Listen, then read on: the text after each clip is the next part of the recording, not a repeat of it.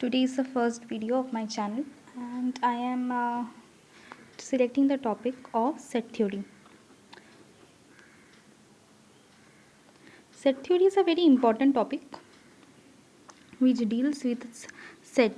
Actually, in our daily life, we say a set of a bunch of keys, a pack of cards, uh, this kind of sentences, which says that a grouping of something, a grouping of identical elements, but who are different from each others or carrying different characteristics, but are belongs to the same group. That is, can a key can be in a bunch of keys. A key can be long one or a short one or a round one. But in a pack of cards, card may be queen, queen, spade, hearts, and red and black. But they are identical, but they are all cards. That's what a set is. A set is a set may be described in two forms. One is the tabular form, tabular method, or roster method.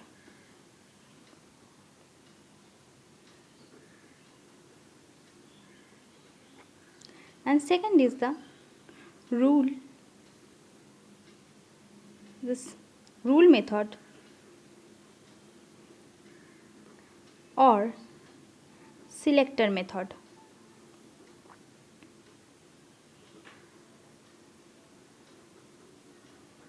First, we should come across the tabular method. What's a tabular method? A tabular method is a method where the set is always written very clearly and the elements are clearly described and does not need to get interpreted. That is, if I write set A 1, 2, 3, and we must always remember that while writing the name of a set, it should be always in a capital letter, not a small letter. And every element of the set should be made distinct from each other by using a comma. And while writing a set, we must use this kind of curly brackets, which is the second bracket in this tabular method. And if I say in the rule method or selector method, which is the second method,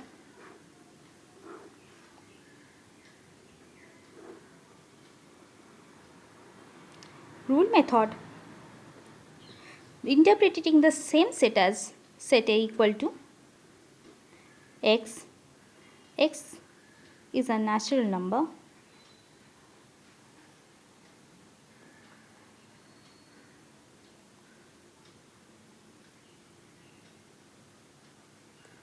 from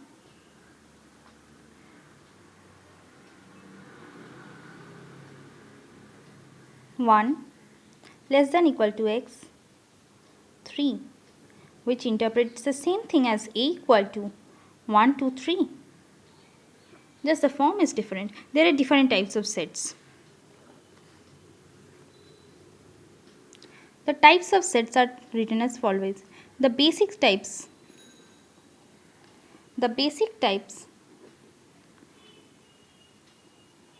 will be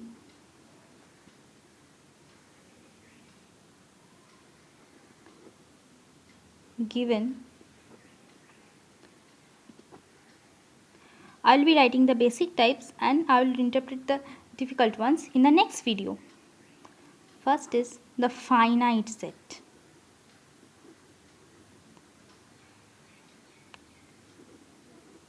Which says A equal to 1, 2, 3, 4. Which says that when we say a finite set, it means that it has a specific group, that is 1 to 4, which contains all the natural numbers. And if we write, and the second type is infinite set.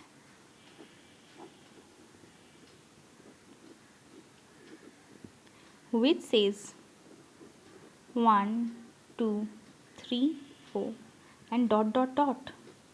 which means it's an infinite. It does not have any stopping point or ending point, which goes on. It may be 1 lakh, 1 billion, 1 million, anything. The third type is the null or void set. When it is called a null or void set, it means it does not have any elements like this, or a equal to phi. This is known as phi.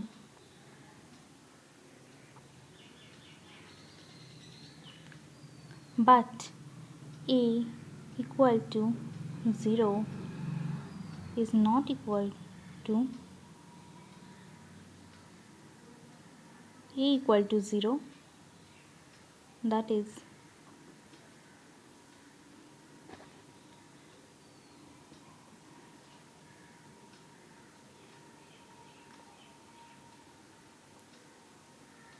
a not equal to phi, which means 0 is an element of the set. The set is not empty. When the set is empty, we may write an empty set or a void set or a phi. Next one is the equal set. What's the equal set? Suppose we write a equal to 1, 2, 3 and 4, and we write b equal to 2, 3, 1, 4. That is, all the elements of A is the element of B, not a less, not a more. The fifth type is this is the equal set. Equivalent set. What is the equivalent set? The equivalent set is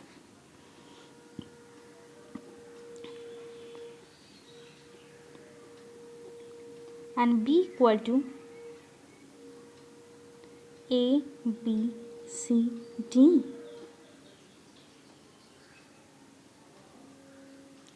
Which means the number of elements is 4 in this set and the number of elements is 4 in this set.